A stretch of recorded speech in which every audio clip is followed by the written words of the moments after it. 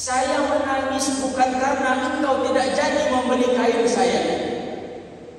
Saya menangis bukan karena gagal menjual pakaian ini kepada engkau. Tapi saya menangis adalah yang saya anggap selama ini pakaian ini, tenunan ini sudah berhasil baik, bagus, indah, tapi menurut engkau masih ada cacat.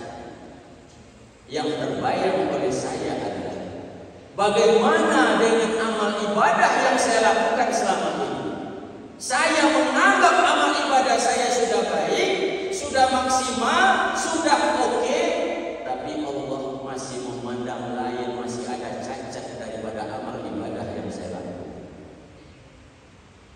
Inilah tingkat kehati-hatian seorang imam, Bapak Ibu sekalian. Saya selalu menangis ketika amal ibadah yang saya lakukan, saya tidak bisa memastikan apakah amal ibadah saya itu diterima atau tidak oleh Allah Subhanahu wa taala.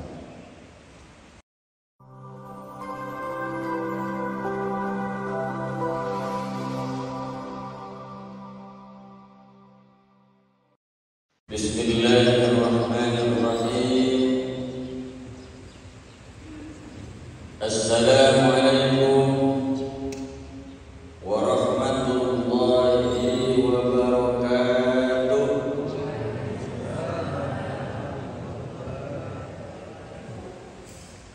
Alhamdulillahi rabbil alamin. Wa bihi nasta'inu ala umuri dunya waddin. Wa ala alihi wa sahbihi ajma'in. Amma ba'du. Raditu billahi rabban wa bil islami dinan wa bi Muhammadin nabiyya wa rasulah wa bil Qur'ani hukma wa imama. Rabbi shrah li sadri wa yassir li amri wahlul 'uqdatam min lisani yafqahu qawli. Qala Allah Ta'ala fil Qur'anil Karim, A'udzu billahi minasy syaithanir rajim. Bismillahirrahmanirrahim. Ya ayyuhalladzina amanu taqullaha wal tanzur nafsum ma qaddamat lighad wattaqullaha innallaha khabirum bima ta'malun. Sadaqallahul azim. Al-ayah suratul Hasyr yang ke-18.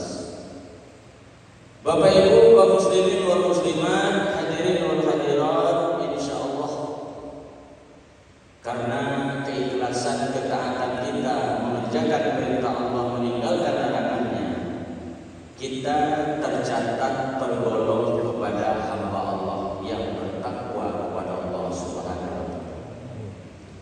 Asbab kita bertakwa kepada Allah, insyaallah derajat kita ditinggikan. Sebab tidak ada satupun makhluk yang bernama manusia yang akan diangkat derajatnya, yang akan dimuliakan Allah, melainkan satu-satunya adalah hambanya yang bertakwa. Inna akramakum indallahi atqakum. Sesungguhnya manusia yang paling mulia di sisi Allah, di mata Allah, atqakum, adalah yang paling bertakwa di antara kalian, kata Allah. Allah tidak katakan orang yang punya harta yang banyak, yang kaya raya. Sebab kalau Allah katakan yang akan dimuliakan Allah orang kaya raya, harta yang banyak, lagang aku pun banyak harta awak Bapak Ibu masih kalah awak dek Qarun. Siapa mengalahkan awak? Qarun. Sampai-sampai orang sekarang mencangkul, menggali nanti di sawah, di kebun, di ladang, pesuwo lebih wali buruk, piring-piring buruk, katanya harta, rupanya barang majmi itu Pak. Kalaulah Allah letakkan yang dimuliakan itu orang yang berpangkat jabatan, punya kekuasaan tinggi, kita pun tidak dapat posisi baik. Sebab Fir'aun lalu dari itu. Makanya Allah pilih orang yang dimuliakan Allah adalah yang paling bertakwa kepada Allah. Jadi kita punya kesempatan semuanya. Yang kaya dapat kesempatan, insya Allah yang miskin dapat. Yang punya jabatan, yang berkuasa dapat jabat, peluang dia dimuliakan Allah. Yang tidak punya jabatan pun akan dimuliakan Allah kalau dia bertakwa kepada Allah. Makanya insya Allah dengan istiqomah kita menghadiri rumah Allah, terutama di subuh ini adalah bagian kita akan dimuliakan Allah Subhanahu wa Ta'ala. Tidak banyak orang yang bisa Bapak Ibu. Awak entong melah dokek rumah sekeliling Masjid Al-Ghufran ini. Tadi saya lihat tidak sampai satu saf, meskipun agak panjang saf masjid kita ini. Tapi kalau coba hitung kita, tidak usah dibawa 2 orang, 1 saja serumah. Ya bapak-bapak sajalah kita hitung. Mudah-mudahan 2 saf ini penuh ya Bapak Ibu sekalian. Ya Pak, makanya beruntung kita, sebab nanti jadi sesalat kita nanti. Ketika orang berbondong-bondong ke masjid melaksanakan sholat jamaah terutama subuh, kita sudah tergeletak sakit, berada di kursi roda. Tadongna sayung azan berkumandang. As-salatu khairun minan naum. Menetes air mata kita di sudut mata kita meleleh aja batu awak. Udah ke masoji ini. Kemarin kemana Bapak? Kemarin kemana Bang? Makanya dari itu insya Allah mari senantiasa kita tingkatkan rasa syukur nikmat kita. Mudah-mudahan Allah tingkat lipat gandakan nikmat tersebut kepada kita. Bapak Ibu sekalian berbahagia. Firman Allah yang kita bacakan dalam surah Al-Hasyr ayat yang ke-18.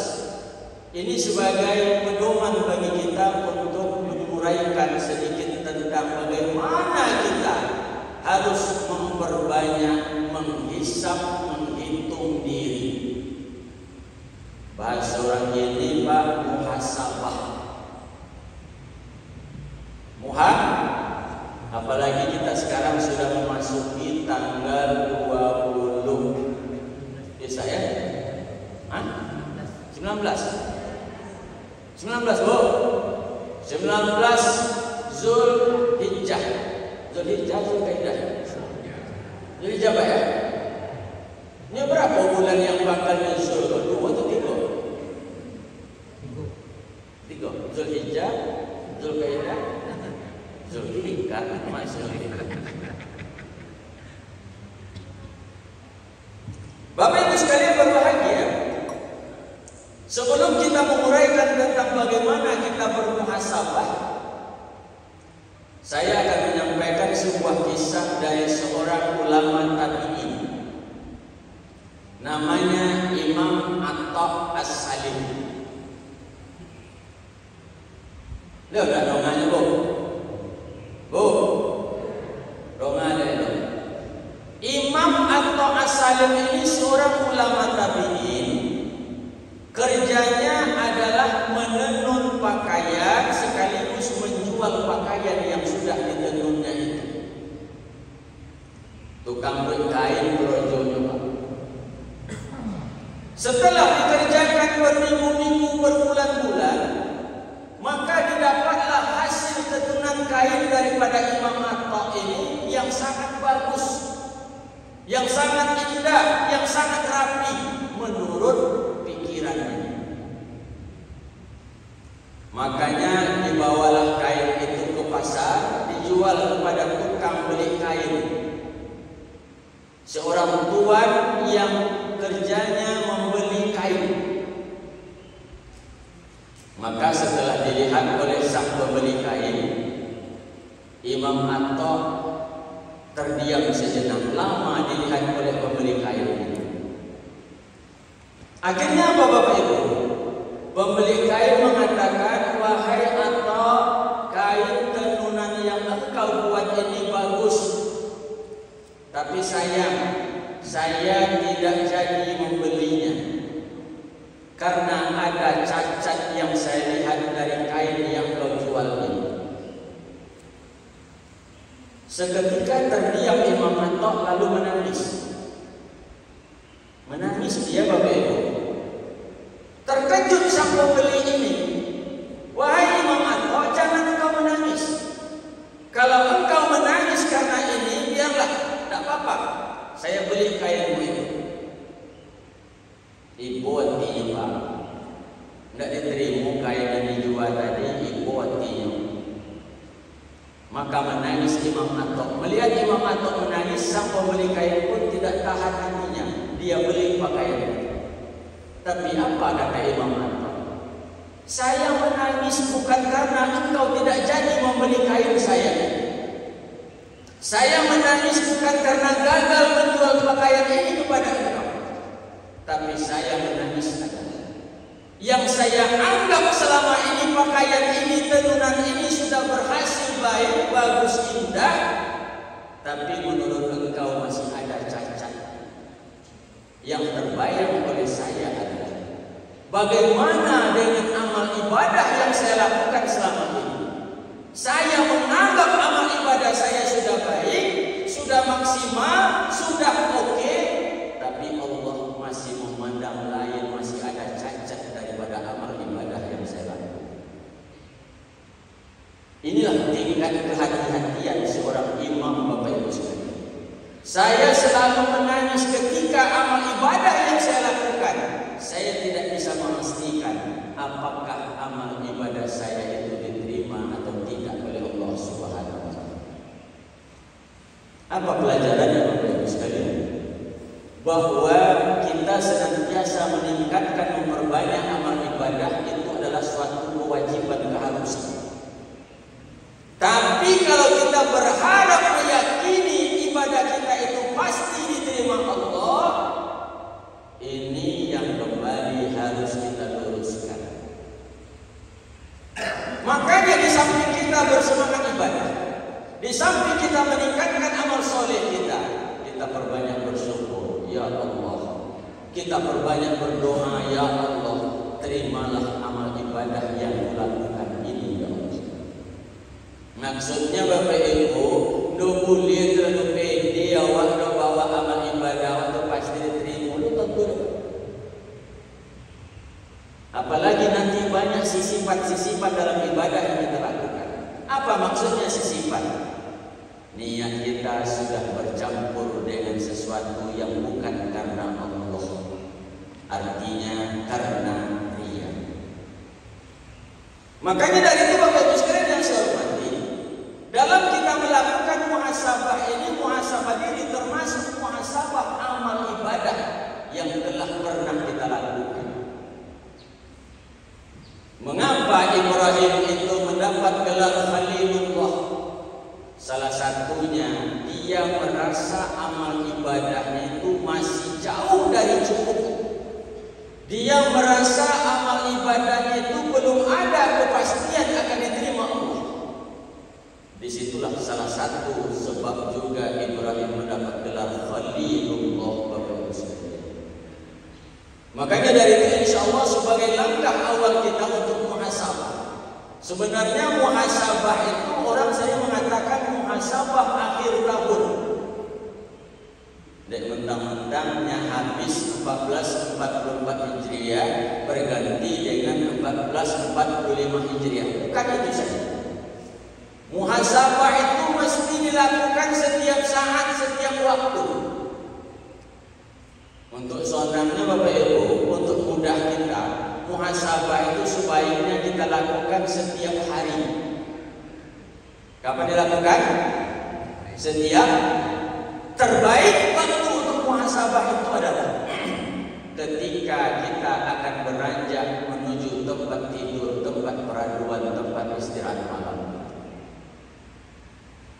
Sudah misalnya sholat isya, sudah kita istirahat sejenak bercengkrama dengan keluarga, mungkin ingin tidur, ingin kembali kita istirahat. Di saat itulah waktu terbaik untuk muhasabah harian kita.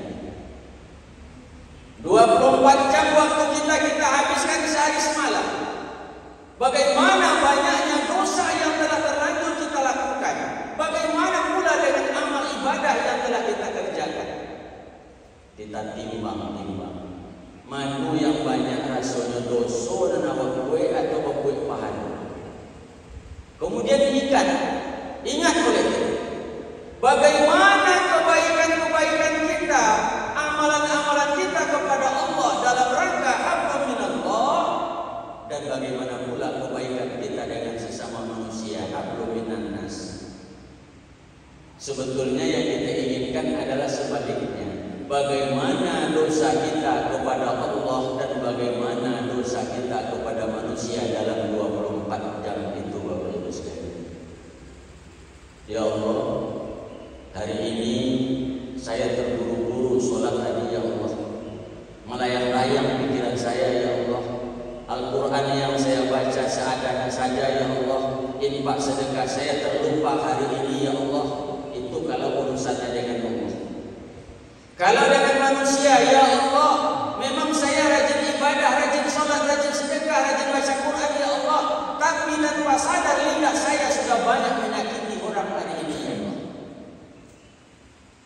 Dia kadang-kadang kita banyak yang kurang pas, Bapak Ibu sekalian. Kita beranggapan yang penting urusan hubungan dengan Allah, dengan manusia, tidak peduli kadang-kadang. Padahal mohon maaf Bapak Ibu sekalian, lebih berat menyelesaikan persoalan dengan manusia ketimbang persoalan dengan Allah. Lebih baik, lebih sulit memperbaiki kesalahan kepada manusia daripada memperbaiki kesalahan kepada Allah. Berdosa kita kepada Allah, insya Allah ditebus dengan istighfar, minta ampun, bertaubat, selesai. Tapi kalau dengan sesama manusia tidak bisa diselesaikan dengan istighfar, minta ampun, bertaubat, Bapak Ibu. Apalagi kaitannya dengan hak orang lain, berkaitan dengan hutang. Berhutang 5 juta, 10 juta, ambillah aku istighfar lagu tadi. Astagfirullahaladzim, astagfirullah. Lunas sudah Pak? Tidak akan lunas. Karena kaitannya dengan hak sesama manusia. Makanya dari itu Bapak Ibu sekalian dirahmati Allah Subhanahu wa taala, dalam rangka muhasabah ini Rasulullah berpesan yang sangat indah kepada kita. Apa kata Rasul? Jika engkau ingin melakukan suatu perbuatan, maka fikirkanlah akibat. Pikirkanlah. Kalau baik akibatnya kerjakan, kalau tidak baik akibatnya tinggal. Kadang-kadang kita di situ kelemahan kita. Kita justru melakukan dulu baru berpikir, bertindak dulu baru Padahal Rasulullah ingatkan, sebelum melakukan sesuatu, pikirkan akibat. Makanya Bapak Ibu sekalian dirahmati Allah Subhanahu wa taala, dalam kesempatan ini juga dalam kaitan muhasabah saya akan mengambil sebuah hadis Rasulullah. Apa kata Rasul? Alamatus saqawah arba'ah. Ada 4 tanda orang yang celaka, kata Rasul. Berapa Bapak Ibu? 4 tanda orang celaka. Mudah-mudahan kita terhindar dari 4 tanda, 4 ciri orang celaka. Celakanya luar biasa Bapak Ibu, mulai dari dunia sampai akhirat. Alamatus saqawah arba'ah. Ada 4 tanda orang yang celaka, kata Rasulullah SAW. 1. Nisyanuz zunubil matiyah wa huwa 'indallahi mahfuzun. Orang yang tanda celaka yang pertama, kata Rasul, adalah orang yang sengaja melupakan dosa-dosa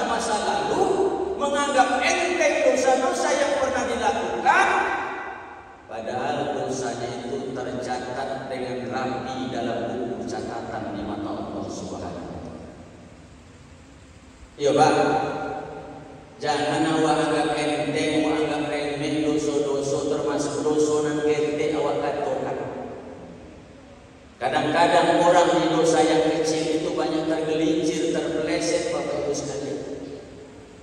Makanya Rasulullah ingatkan, jangan sekali-kali melupakan, meremehkan, menganggap enteng dosa yang pernah kau lakukan di masa lalu, padahal dosa itu tercatat di sisi Allah Subhanahu wa Ta'ala. Makanya jangan terpojok awak besok ketika awak menerima kitab catatan, banyak dah elok kitab catatan awak, banyak yang merah. Istilah dulu menimo rapor awak kalau lah merah itu tandanya awak gagal. Tapi alhamdulillah ini tidak ada nilai merah dalam rapor lewat. Ada lebo. Kalau dulu awak saya main tim mondok-mondokkan dengan kawan tu. Dia mau merah dia. Aku tunggu. Banyak tak boleh limo. Limo merah le dah ikhlas dulu. Makanya katakan Allah, semua yang kau lakukan, yang kau niatkan, yang kau kerjakan tercatat dengan rapi. Dan insya Allah semua kita akan menerima nanti Bapak Ibu sekalian. Menimo rapor sadon disubah. Fa'amma man utiya kitabahu biyamini. Barang siapa yang diberikan kitab catatan amal dari tangan sebelah kanan, fasawfa yuhasabu hisaban yasira, maka mereka akan dihisab, akan ditimbang, akan dihitung dengan timbangan hisab yang sangat mudah. Yasir wa yanqalibu ila ahlihi masrura, maka mereka akan kembali dikumpulkan dengan kelompok-kelompok ahli-ahli orang yang beriman, keluarga yang beriman.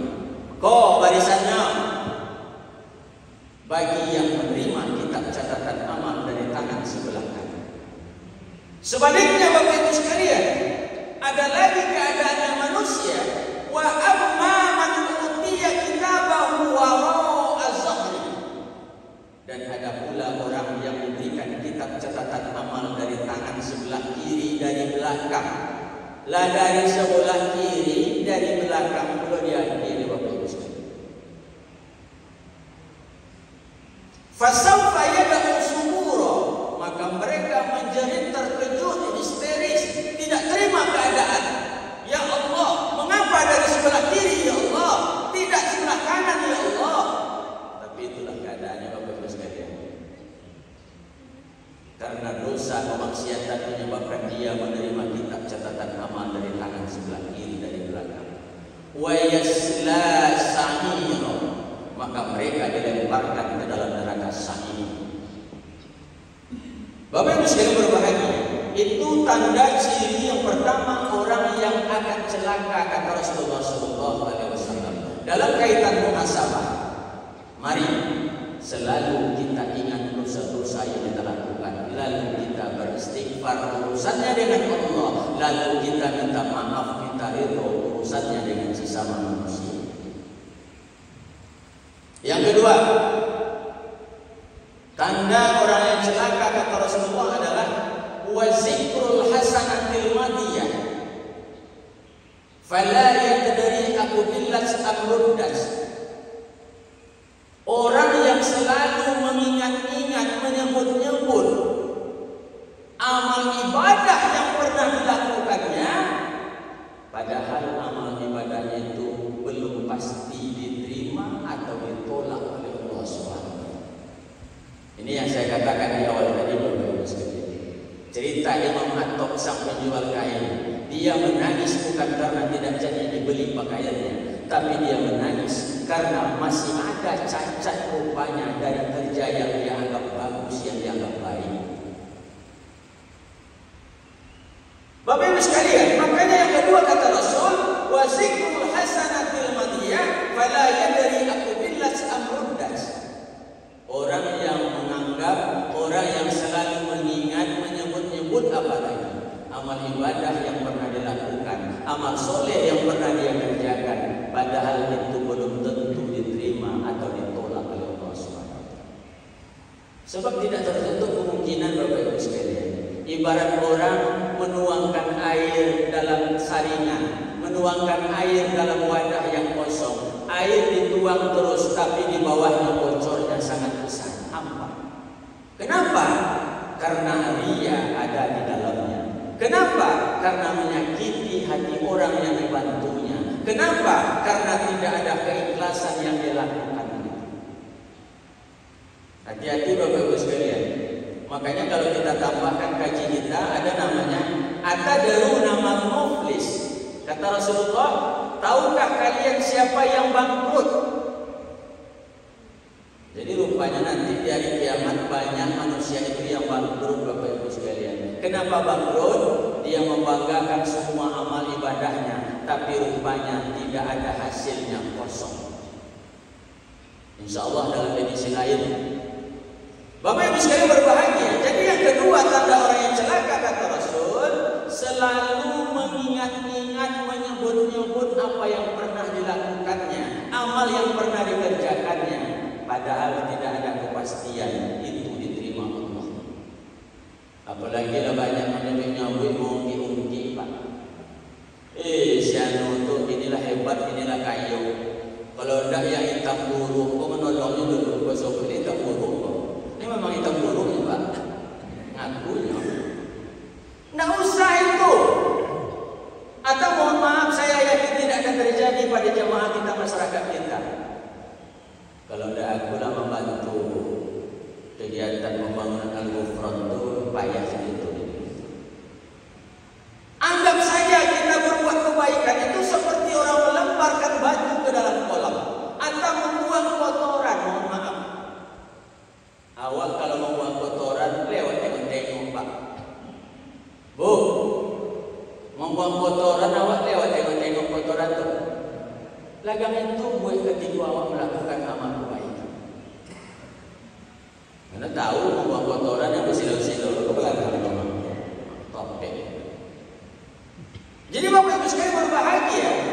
Bagaimana sebaiknya? Sebaiknya untuk antisipasi yang kedua ini, ketika kita melakukan amal ibadah, amal soleh, amal perbuatan baik, urusannya dengan Allah maupun dengan manusia, insya Allah. Mari kita jadikan amal ibadah kita itu sebagai amal yang betul-betul kita ikhlaskan karena Allah. Dalam riwayat lain dikatakan, anggaplah kamu melakukan ibadah, misalnya solat itu adalah solat terakhir bagimu. Sudah itu beripik tangan awak lah, dikafani, dimandikan, dikuburkan, disolatkan, insya Allah tidak ada lagi kesempatan berbuat baik.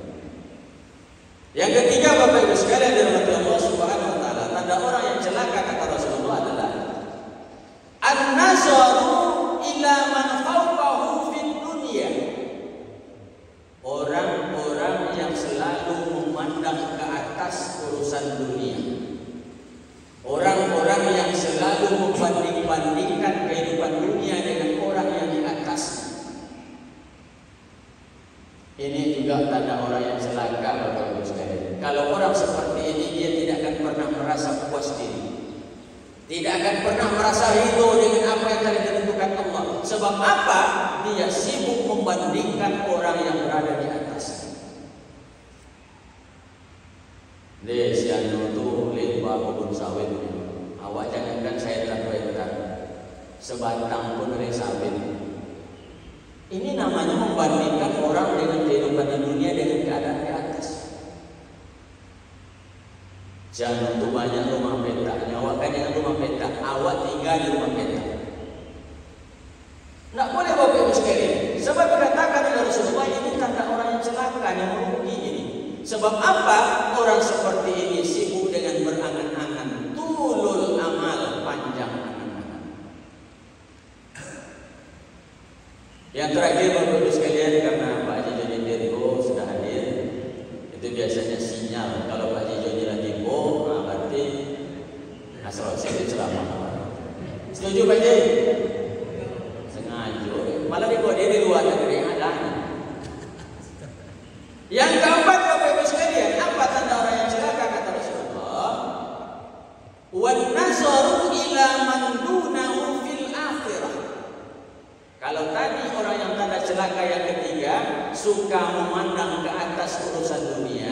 tanda yang keempat kata Rasulullah, mereka yang suka melihat ke bawah urusan akhirat. Tiba di urusan dunia bersemangatnya, semangat tinggi menengok ke akhir tu. Tiba ke akhirat, lemah semangat Bapak Ibu sekalian. Aku dari semayang sekali ke Masjid Al-Ghufran tu dia. Sianu tu apa? Apa nak semayang? Tak boleh seperti itu. Tidak boleh. Saya alhamdulillah insya-Allah setiap tahun ikut kurban. Itu bapak tu kayunya banyak duitnya. Mana namanya tu zakat kurban sih? Contoh.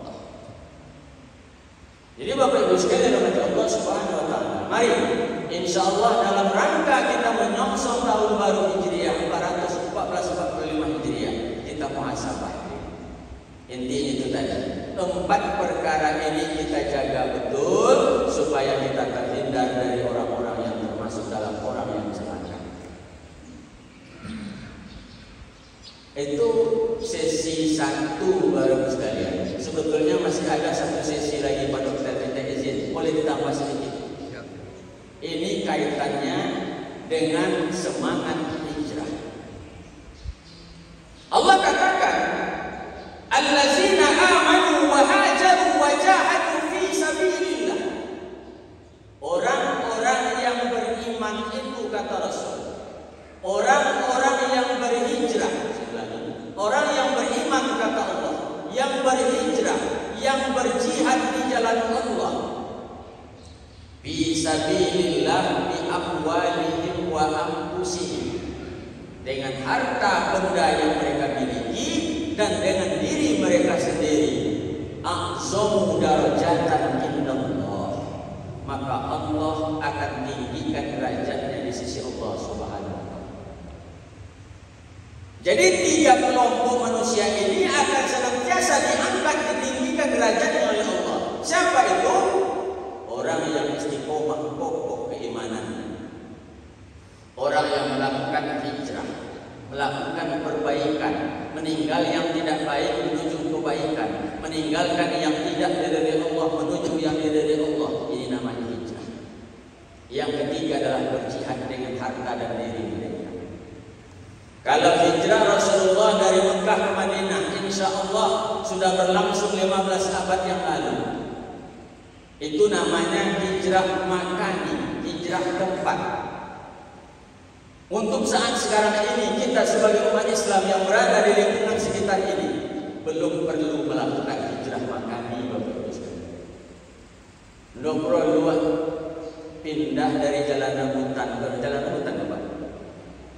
Tidak usah pindah dari jalan rambutan, tidak usah pindah dari kompleks stadion, tidak usah pindah dari lingkungan Al-Ghufran ke tempat lain, tidak usah.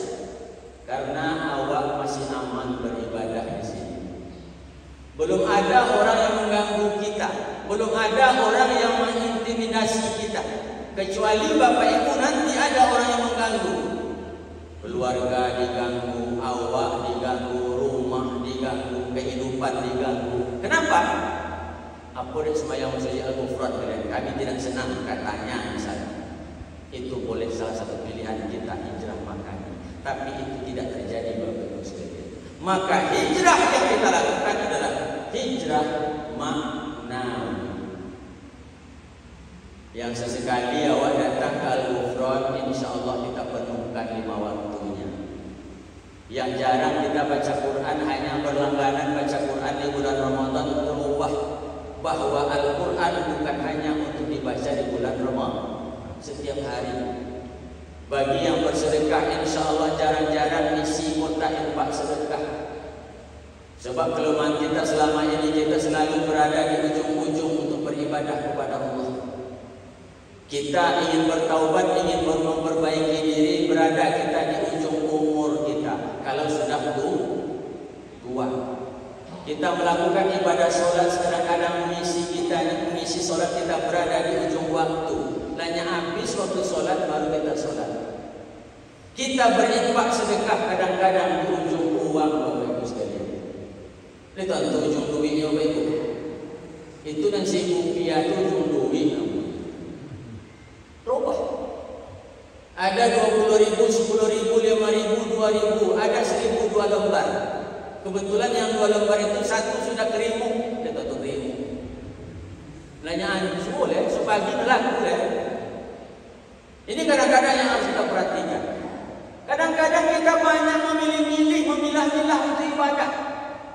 Ada uang 2.000 yang sudah lusuh, yang sudah laku. Terlanjur kita menyuruh anak kita, yuk, boleh aja motor kepada ibu-ibu. Pulang anak balik, dah guru hidup mak laku.